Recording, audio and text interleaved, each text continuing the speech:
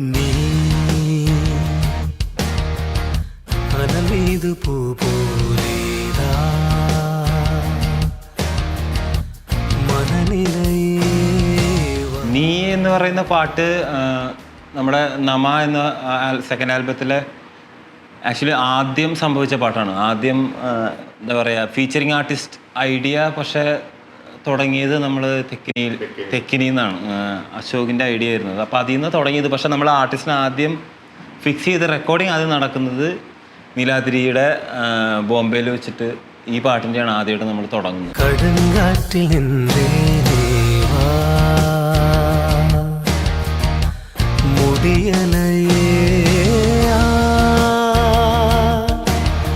ഈ പാട്ട് ആക്ച്വലി ഞാൻ ബീച്ചേട്ടൻ്റെ അവിടെ പ്രോഗ്രാം ചെയ്തുകൊണ്ടിരിക്കുന്ന സമയത്ത് അപ്പം അങ്ങനെ ഒരു കോഡ് പ്രോഗ്രഷൻ കിട്ടിയപ്പോൾ നമ്മൾ ആ ഒരു ട്യൂണങ്ങ് ഇട്ട് പിന്നെ കുറച്ച് നമ്മളുടെ ഒരു സ്റ്റൈലിൽ ഒരു റോക്കിഷായിട്ട് ചെയ്യാൻ ശ്രമിച്ചതാണ്. പിന്നെ ആരും കേൾപ്പിച്ചില്ല.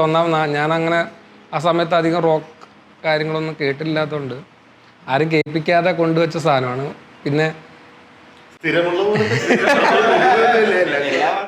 ചെന്നൈയിലുണ്ടായിരുന്ന കാലം മുതൽ ഞങ്ങൾ എല്ലാവരും വിപ്പിൻ്റെ കോമ്പോസിഷൻസിന് ഒരു പ്രത്യേക സ്ഥാനം കൊടുത്തിട്ടുണ്ട്. CK എപ്പോഴും ചെയ്തത്, ഇപ്പോൾ ജസ്റ്റിനൊരു പാട്ടിൻ്റെ പ്രോഗ്രാം ചെയ്തിട്ടുണ്ടെങ്കിൽ അതിൻ്റെ ടോണാലിറ്റി ഒരു സംഭവം ഉണ്ടാവും. അപ്പോൾ ഓരോരുത്തർക്ക് ഓരോരോ സാധനങ്ങളുണ്ടല്ലോ ഫാക്ട്. CKൻ്റെ പാട്ടുകൾ ഞങ്ങൾക്ക് എല്ലാവർക്കും കേൾക്കാൻ വയ്യ. ഞങ്ങളെല്ലാവരും CK ഫാൻസാണ്. ഇപ്പോൾ ഗോവിന്ദിന് സ്പീഡുണ്ട്, ജസ്റ്റിൻ്റെ ടോൺ, CKൻ്റെ ഒരു മ്യൂസിക്കാലിറ്റി ഒരു വേറെ. പഠിപ്പിക്കാതെ സംഗീതം ഇങ്ങനെ അണ്ടർസ്റ്റാൻഡ് ചെയ്യുന്ന ആൾക്കാർ കുറവാണ്. അത് പഠിപ്പിക്കാൻ പറ്റുന്ന ഒരു സംഭവമല്ലല്ലോ. അത് ഫോട്ടോഗ്രാഫി പഠിപ്പിക്കാൻ പറ്റില്ല, പഠിക്കാനേ പറ്റുള്ളൂ. അതുപോലത്തെ സാധനമാണ്. അപ്പം നീ പ്ലേ ചെയ്യുമ്പോൾ ഞങ്ങളെല്ലാവരും ഭയങ്കര എക്സൈറ്റഡ് ആയിരുന്നു. കാരണം CKൻ്റെ ഒരു പാട്ട് നമുക്ക് അടിക്കാൻ കിട്ടുകയാണ്.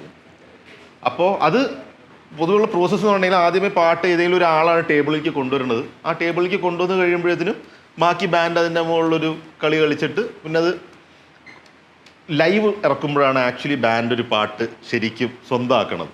നമ്മുടെ ബാൻഡ് അതുവരെ ആക്ച്വലി അത് കുറച്ച് ആൾക്കാരുടെ ഒരു ബ്രെയിനിലൂടെ പോണ സംഭവമാണ്.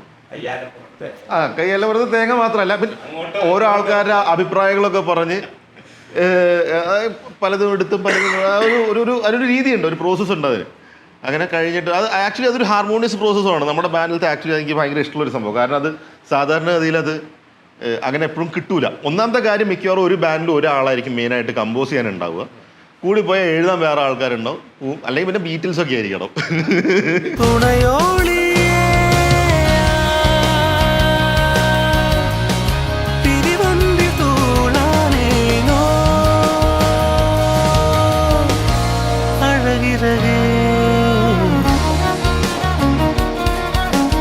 അതിൻ്റെ സ്റ്റാർട്ടിങ് എക്സ്പീരിയൻസ് തന്നെ ഭയങ്കര മോട്ടിവേഷണലായിരുന്നു. ആ പാട്ടിൻ്റെ ഒരു ലെവലിനെ ഒരു ഫീച്ചറിങ് ആർട്ടിസ്റ്റ് വന്നപ്പോൾ അത് എടുത്തുയർത്തിയത് ഭയങ്കര നെക്സ്റ്റ് ലെവലിലോട്ടാണ്. അപ്പോൾ അത് ബാക്കിയുള്ള പാട്ടുകളും അങ്ങനെ തന്നെ ആ ഒരു ഊർജ്ജത്തോടുകൂടി കണ്ടിന്യൂ ചെയ്യാനായിട്ട് ഭയങ്കര എനർജി തന്ന ഒരു റെക്കോർഡിംഗ് ആയിരുന്നു നീയുടെ.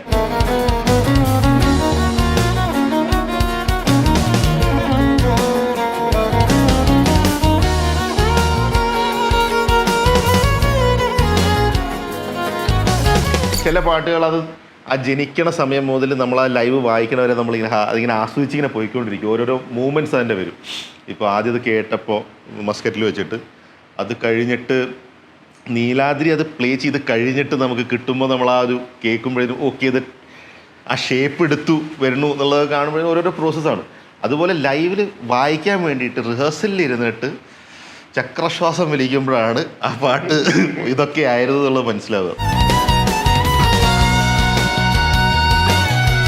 ഇത് നവരസത്തിന് വേണ്ടി കമ്പോസ് ചെയ്തതാണ് CK. നവരസത്തിൽ കമ്പോസ് ചെയ്തപ്പോൾ നവരസത്തിൻ്റെ ബാക്കിയുള്ള പാട്ടുകളുടെ തീമുമായിട്ട് ഇത് ചേരുന്നില്ല എന്നുള്ളൊരു മൊത്തത്തിലുള്ളൊരു ഡിസിഷൻ വന്നപ്പോൾ നമ്മൾ മാറ്റി വെച്ചപ്പോൾ അത് പീയൂഷാണ് ഐഡൻറ്റിഫൈ ചെയ്തത് ആ പാട്ട്. ആക്ച്വലി ബ്ലൂടൂത്ത് സ്പീക്കറിൽ ഇങ്ങനെ പാട്ടിങ്ങനെ കേട്ടുകൊണ്ടിരിക്കുന്ന സമയത്ത് പീയൂഷാണ് കേൾപ്പിക്കുന്നത്. അപ്പോൾ എല്ലാവർക്കും ഭയങ്കര ഇഷ്ടപ്പെട്ടു, നമുക്ക് ആൽബത്തിലേക്ക് ചെയ്യാമെന്നൊക്കെ പറഞ്ഞു.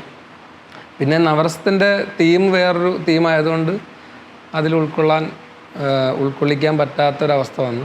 അപ്പം നമ്മ സെക്കൻഡ് ആൽബം ഓപ്ഷൻ വന്നപ്പോൾ ആദ്യം നമ്മൾ ഇത് ചെയ്ത പാട്ട് നീയാണ്. അത് തന്നെയാണ് അവസാനം ഫീച്ചറിങ് ആർട്ടിസ്റ്റ് സെറ്റ് ആയതും റെക്കോർഡിങ് നടന്നതും എല്ലാം. നമ്മഹയിൽ അത് പുനർജനിക്കുകയാണ് സുഹൃത്തുക്കളെ. ഉൻ സ്നേഹഭാവം കണ്ടേ വിഴുந்தேன்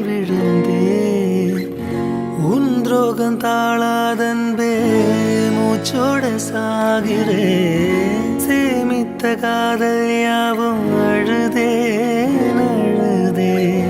விண்மீனில் எல்லாம் அன்பே കണ്ണീരെ ചേർക്കിറേ. നമ്മൾ കമ്പോസ് ചെയ്യുമ്പോൾ ഒരു ഷൺമുഖപ്രിയ ഒരു ബേസിലൊക്കെയാണ് ചെയ്യാൻ ശ്രമിച്ചത്. പക്ഷേ ഓർക്കസ്ട്രേഷൻ അതായത് മൊത്തത്തിലെ ഒരു മൈനർ സ്കെയിലിലേക്ക് കൊണ്ടുവരാൻ പറ്റിയപ്പോൾ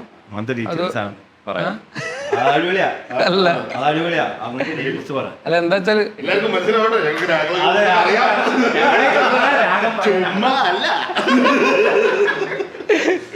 അല്ല ഷൺമുഖപ്രിയയെ തന്നെ ബാക്ക് ചെയ്ത് പോയിട്ടുണ്ടെങ്കിൽ ചിലപ്പോൾ ഒരു സ്ഥിരം ഷൺമുഖപ്രിയ ആയനെ. അത് നമ്മളെല്ലാവരും ചേർന്ന് അതിനെ ഒരു ഷൺമുഖ മൈനറാക്കി മാറ്റി. പിന്നെ നീലാദ്രി കുമാറിനെ ഗോവിന്ദ് പോയി റെക്കോർഡ് ചെയ്തു. അതെല്ലാം കൂടി വന്നപ്പോൾ എൻ്റെ മനസ്സിലുണ്ടായിരുന്ന സാധനം വേറൊരു ലെവലിലേക്ക് എത്തി. പിന്നെ എനിക്ക് തോന്നുന്നു നമ്മുടെ ഒരേ ഒരു പ്രണയഗാനമാണെന്ന് തോന്നുന്നു. നീ only love song I think at least first love song that's for sure. എങ്കോ നീ അലൈന്തായ് ഉൻ പൂക്കൾ. സീക്കേൻ്റെ പാട്ടുകളുടെ ഒരു ഗുണം എന്ന് പറഞ്ഞിട്ടുണ്ടെങ്കിൽ ഒരു റേഡിയോ ഹെഡ് സാധനമുണ്ട്, ഒരു ഏലിയൻ സാധനം എപ്പോഴും ഉണ്ടാവും. നോട്ട് യൂഷ്വൽ ഒരു സാധനം എപ്പോഴും നമുക്ക് കിട്ടുന്ന ഒരു സാധനം അല്ല. എനിക്ക് ഫീൽ ചെയ്തിട്ടുള്ളൊരു സംഭവം. അതുകൊണ്ട് തന്നെയാണ് ഞങ്ങൾ അത്ര ഫാൻസ് ആവുന്നത് ഇവൻ്റെ പാട്ടിന്. ഒരു പാട്ട് ഇങ്ങനെ കമ്പോസ് ചെയ്യുക എന്ന് പറയുന്നത് ഇറ്റ്സ് നോട്ട് ഈസി. അത് എസ്പെഷ്യലി മെലഡി സോങ് കമ്പോസ് ചെയ്യുക എന്ന് പറയുന്നത് അത്ര എളുപ്പമൊന്നുമല്ല. സോ അതുപോലെ തന്നെ നീ എന്നുള്ള പാട്ട് മാത്രമല്ല, വിപിൻ ബാൻഡിലെ പല പാട്ടുകളും പാടുമ്പോഴുള്ള ഫീൽ ഭയങ്കര ഡിഫറെൻ്റ് ആണ്. അതിൻ്റെ മിക്സിങ്ങിൻ്റെ കാര്യം പറയുകയാണെങ്കിൽ നമ്മളെ മിക്സിങ് എഞ്ചിനീയറായ അമിത് ബാലാണ് മിക്സ് ചെയ്തത്. മിക്സിങ് സമയത്ത് വളരെ മനോഹരമായി ഞങ്ങൾ തമ്മിൽ നല്ല രീതിയിൽ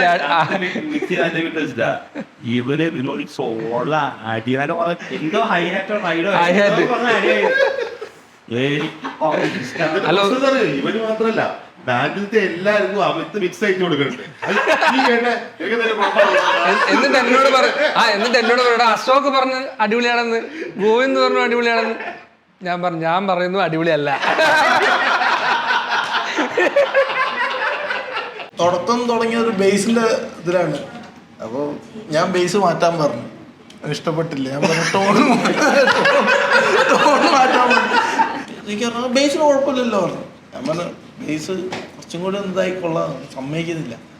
അവസാനം പിന്നെ കൊടുക്കുന്നൊക്കെ കറക്ഷനാണ് ഫുള്ള്. അത് കേൾക്കുന്നില്ല, ഇത് കേൾക്കുന്നില്ല.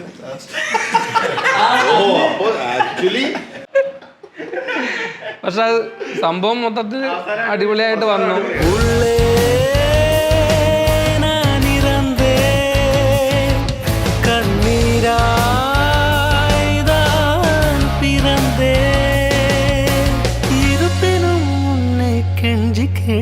ഏറ്റവും കൂടുതൽ വ്യൂസ് ഉള്ള പാട്ടുകളിൽ ഒന്ന് അതോ ഏറ്റവും കൂടുതൽ വ്യൂസ് ഉള്ള പാട്ടോ ഇതാണ്? സ്പോട്ടിഫൈ ഏറ്റവും കൂടുതൽ വ്യൂസ് ഉള്ള പാട്ട് ഇതാണ്. 1 2 3 4.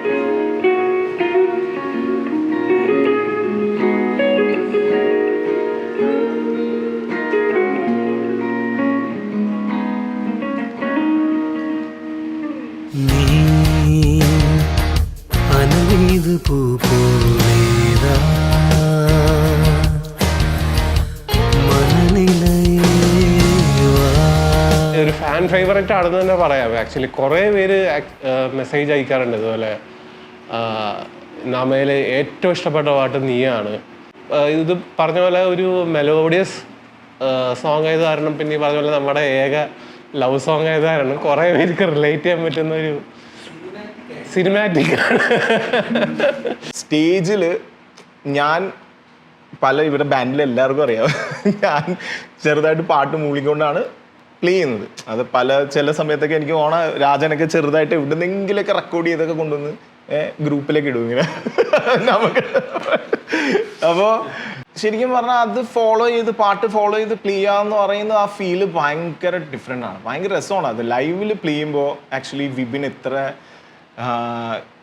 എന്താ പറയുക, ആ ഒരു ഫീല് കൊണ്ടുവരാനും വരുന്നത് ഒരു ഭയങ്കര സംഭവമാണ്. ഞാൻ നമ കേൾക്കുമ്പോൾ ആക്ച്വലി ഇതിനകത്ത് നീലാദ്രി കുമാറിന്റെ പാട്ടിന് മുമ്പിലത്തെ ഇൻട്രോ കേൾക്കുമ്പോൾ അതിനകത്ത് പുള്ളി വായിച്ചിരിക്കുന്ന ഒരു ലോസ്റ്റ് ആവുന്നൊരു ഫീലാണ് പുള്ളിയുടെ, എന്താ പറയുന്നത് അല്ലേ, ഭയങ്കര അൺഓർത്തഡോക്സ് ആയിട്ടുള്ള സിത്താർ പ്ലേയിങ് ആണ് പുള്ളിയുടെ. ഒരു ഭയങ്കര മെറ്റൽ സാധനമൊക്കെ വായിക്കും പുള്ളി, ഡിസ്റ്റോർഷൻ കേട്ടി. നമ്മുടെ അതിനകത്ത് അവസാനത്തെ സോളോ പുള്ളി അങ്ങനെ ഭയങ്കര മെറ്റൽ പരിപാടിയാണ്, മെറ്റൽ സിത്താറിസ്റ്റാണ് പുള്ളി. അപ്പം അത് കയറിയപ്പോൾ പാട്ടിൻ്റെ മൊത്തം ആ ഒരു ലെവലിലോട്ടൊന്നും അങ്ങനെയൊന്നും ആയിരുന്നില്ല പാട്ടിൻ്റെ സ്ട്രക്ചർ അതുവരെ, വേറെ തന്നെയായിരുന്നു. അപ്പോൾ പുള്ളി സോളോ വായിച്ചതിന് ശേഷമാണ് നമ്മൾ ഔട്ട്രോയും പല സാധനങ്ങളും ബിൽഡ് ചെയ്തെടുത്തത് തന്നെ. അപ്പം അങ്ങനെയാണ് അവസാനം എല്ലാ പാട്ടിൻ്റെയും അവസാനം ഫീച്ചറിങ് ആർട്ടിസ്റ്റിൻ്റെ സോളോ വയ്ക്കാം എന്നുള്ള ഐഡിയയിലോട്ട് വരുന്നതും ആ നമ എന്ന ആൽബത്തിൻ്റെ ഷേപ്പ് വരുന്നത് ഈ പാട്ടിൽ നിന്ന്. ഭയങ്കര ഇമ്പോർട്ടൻസ് ഉള്ളൊരു പാട്ടായത്. കടങ്കാറ്റിൽ നിன்றേ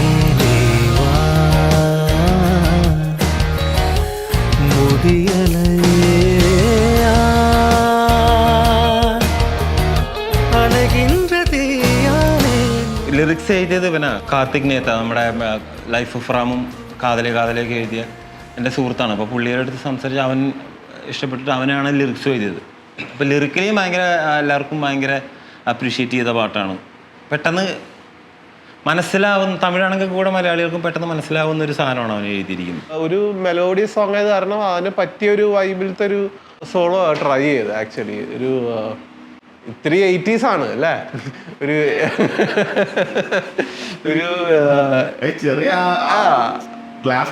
ചെറിയൊരു ഗ്ലാം റോക്ക് സാധനമാണ് അത് actually.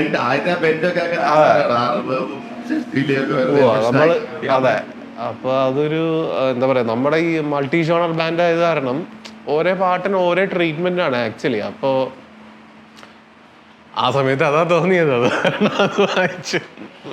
Ni is one of the songs that we have been performing, but not performing as much as we should have. So finally we are reworking, rearranging, making sure that it is stronger, brighter and crisp.